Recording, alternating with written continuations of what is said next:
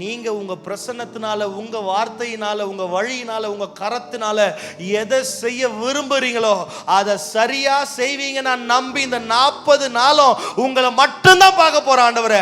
அற்புதம் வந்து என் பக்கத்துல வந்து நிற்கும், நடக்கும், எல்லாம் செய்யும். ஆனா அற்புதத்தை பார்க்க போறல, அற்புதரை மட்டும்தான் நான் பார்ப்பேன். ಈ 40 ದಿನದಲ್ಲಿಯೂ ಸಹ ನಿನ್ನ ಪ್ರಸನ್ನದಲ್ಲಿ ಕುಳಿತಿದ್ದು ಪ್ರಾರ್ಥನೆ ಮಾಡುತ್ತೇನೆ.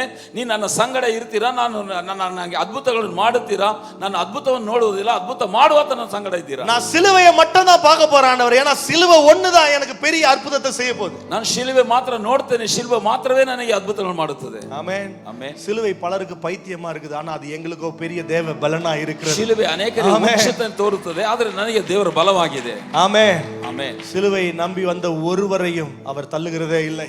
அந்த சிலுவை எனக்கு விடுதலையை தரும், அற்புதத்தை தரும், மேன்மையானவைகளை செய்யும், ஆசீர்வாதங்களை தரும். நான் நினைச்சிருக்கிறத அவர் நினைச்சபடி வேற வழியில எனக்கு ஆண்டவர் அற்புதத்தை செய்வார்.